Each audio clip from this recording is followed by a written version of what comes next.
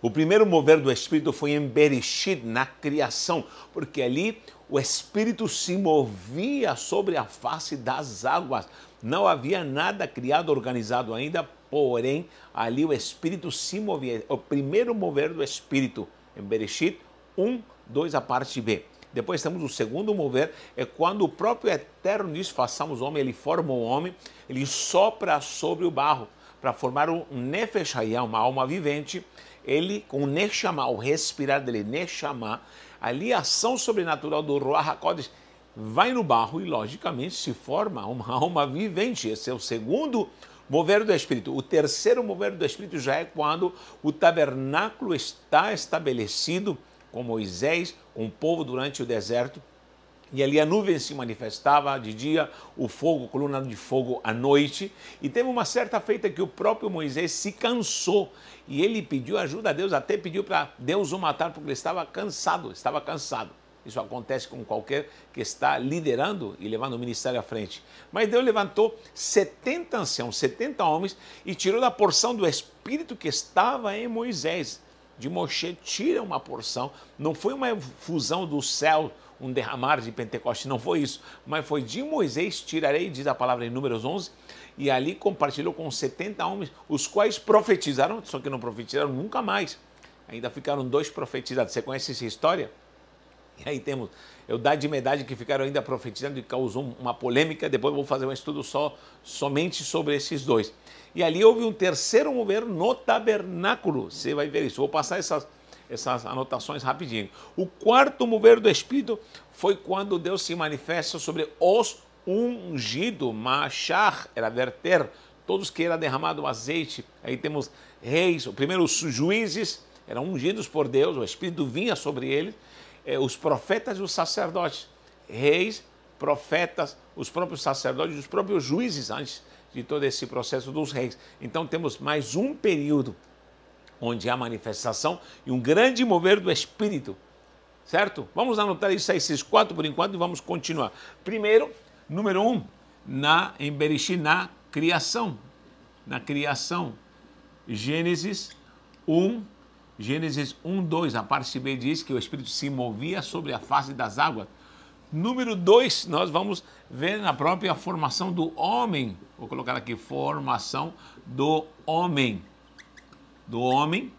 aí você vê o sopro, né, em Gênesis, capítulo 2, você vai ver quando ele está formando o homem, soprou o Neshama, 2:7, você vê esse Neshama. Um dia eu vou fazer um estudo mais profundo sobre o que o Neshama, o hálito, o sopro de Deus, o que ele pode produzir, porque ele, quando respira, se move o Espírito, o Ruach HaKodesh, e aí ele pode gerar vida. Isso é algo sobrenatural e maravilhoso. Então esse mover, para que houvesse vida no homem, nesse barro, se forma logicamente ali o primeiro homem, que seria Adam, que seria a pessoa, para depois ser chamado de Adão, tá bom?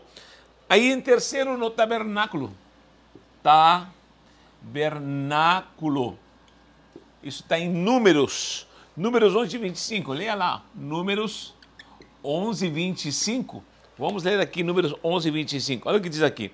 Então o Senhor desceu na nuvem e lhe falou, tirando do Espírito que estava sobre ele, sobre o próprio Moisés, e pôs sobre aqueles 70 anciãos.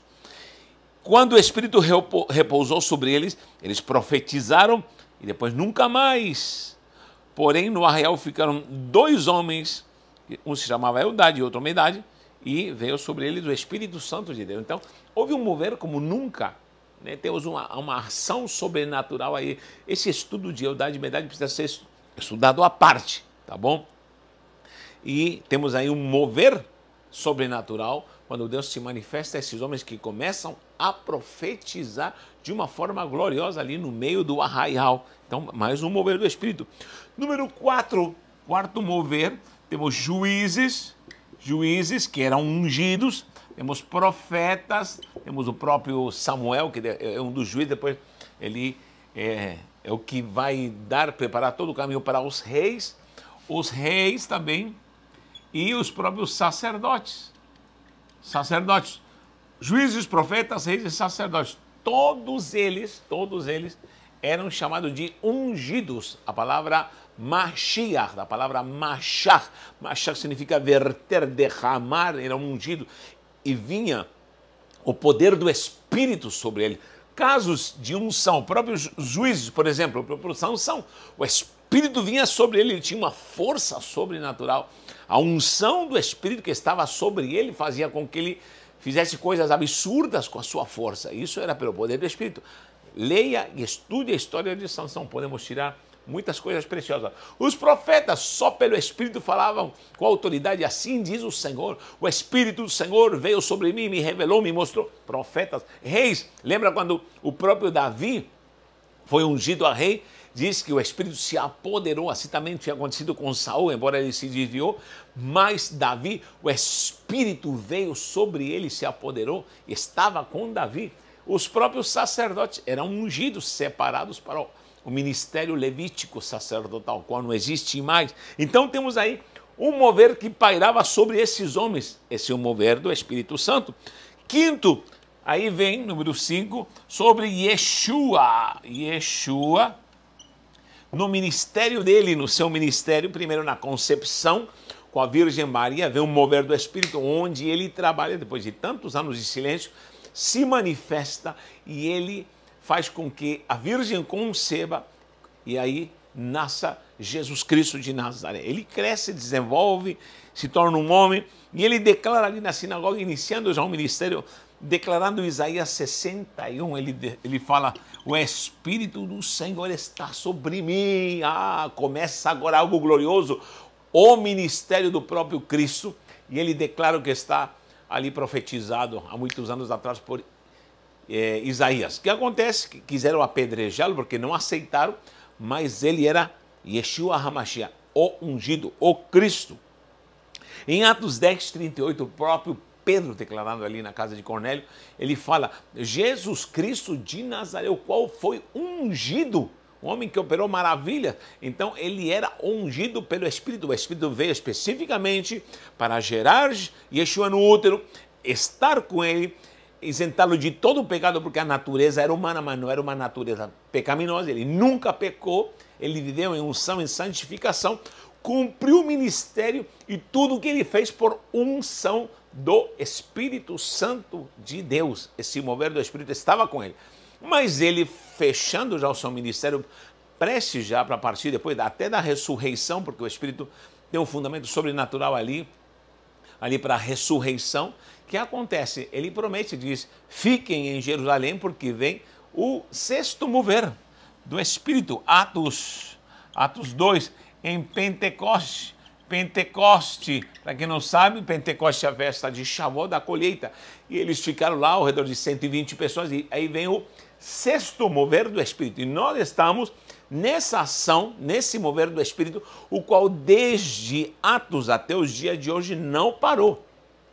Tem havido avivamentos, movimentos, tem havido manifestações sobrenaturais, tem hora que o fogo se apaga, tem hora que o fogo acende, enfim, mas estamos nesse mover e o Espírito está aqui nesse sexto mover na igreja.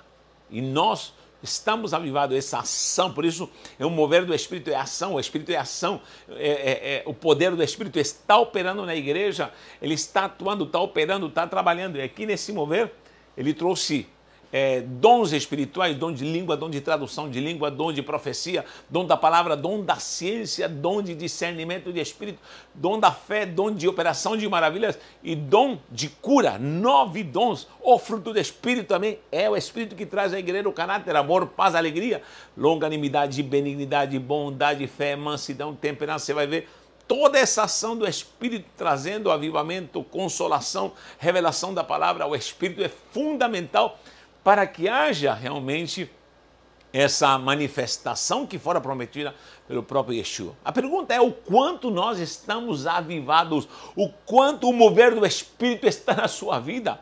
Me diga, há quanto tempo você não sente o mover do Espírito na sua vida? Será que você se tornou um religioso, dogmático, um crente de carteirinha? Será que você está estatizado, dogmaticamente organizado, mas há muito tempo não é movido pela direção, pela revelação, pelo mover, pela ação do Espírito Santo.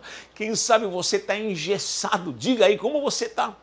Será que o sistema religioso te engessou? Será que esse evangelho gospel das denominações te engessou? Te encaixotou e você está preso a tanto mover humano, a tanta regrinha, a tanta coisinha que os homens inventaram e o Espírito talvez se afastou de você ou esfriou dentro de você e há muito tempo você não é movido por esse mover pentecostal ou como foi prometido nessa promessa e se cumpriu logicamente em Pentecoste, se moveu ali em Shavuot.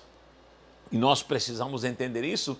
A igreja que se move pelo Espírito tem como base da igreja que em Shavuot, que em Pentecostes. Eu não quero dizer assim, ou usar o termo pentecostal como o gabarito para designar se somos do manto. Não, não é isso não. É entender que justamente em Shavuot houve um derramar, que é a festa de Pentecoste, e ali se levantou uma igreja avivada. Podem refutar, podem atacar, podem inventar qualquer coisa contra o mover do Espírito. E às vezes atacam tanto a igreja porque ela é movida por uma ação sobrenatural. E muita gente diz, isso é loucura, isso é extravagância. Cuidado, cuidado, porque há muita gente que se tornou inteligente demais, muita gente se tornou talvez exegeta demais, muita gente se tornou escatológica demais, muita gente se bitolou em muitas regras doutrinárias e essa pessoa teologicamente está organizada demais e se esfriou, Há quanto tempo você não tem o gozo ou a alegria? Não esqueça que Atos dos Apóstolos, quando o povo de fora, havia muitas nações ali, viram que havia um grande mover ali do avivamento, eles declararam, estão cheios de moços, estão todos bêbados. 120 pessoas, como será que estavam? Porque o povo declarava, estão bêbados. Imagine 120 bêbados. Foge um pouco ao raciocínio. Agora, eu sei que existe a doutrina onde há ordem, há decência, há organização, há dons, há diretrizes, porém, cuidado para não extinguir o Espírito Santo de Deus. Estamos nesse mover. E vem o último mover, é o sétimo, que acontece na sua vinda, a vinda de Yeshua HaMashiach. Os nossos corpos serão transformados num corpo de glória. E ele falou que ele viria buscar a si mesmo, ou seja, o Espírito que está em nós, esse Espírito que está em mim, eu preciso estar abastecido por isso. A palavra sempre salienta, aviva esse dom, que estejamos avivando e não extingais o Espírito Santo que está em vós. Então, há uma necessidade para estar em prontidão. Por quê? Porque na sua vinda, para que esse corpo se transforme num corpo de glória, um corpo corruptível que se transforme num corpo incorruptível, e nos revistamos da incorruptibilidade, como diz Paulo, é necessário estar abastecido, cheio do Espírito Santo. Uma pessoa carnal não terá a opção de ter o corpo transformado na vinda de Yeshua HaMashiach. Preste atenção nisso. Então, o último mover é na sua vinda, quando o Espírito de Deus conosco, e nós que somos templo do Espírito, seremos transformados num corpo glorificado. E aí, será que estamos a contas para dizer, eis-me aqui, Senhor? Eu não vivo na carne, mas vivo no Espírito, vivo em santidade, vivo na glória. E é necessário entender isso. Quem sabe você está preso, está secando e você está engessado, mas o Senhor te diz, hoje eu quero trazer um verdadeiro, não esse barulho de latas, não é essa bagunça que está gospel hoje em dia, não é esse movimento de luz, de gritos, de uivos humanos, não é esse movimento que faz com que muita gente eufórica e faça loucura, não. Estou falando do verdadeiro avivamento do Espírito Santo de Deus na sua vida. São moveres e eles precisam estar bem claros na sua vida para que você entenda que tempo estamos vivendo. Que o Senhor te guarde e te abençoe para que você viva a excelência, porque quando temos uma igreja viva e avivada, é uma igreja que realmente fará com que a glória do reino se manifeste em cada vida e na própria igreja. Que o Eterno te abençoe. Um abraço Um beijo no seu coração.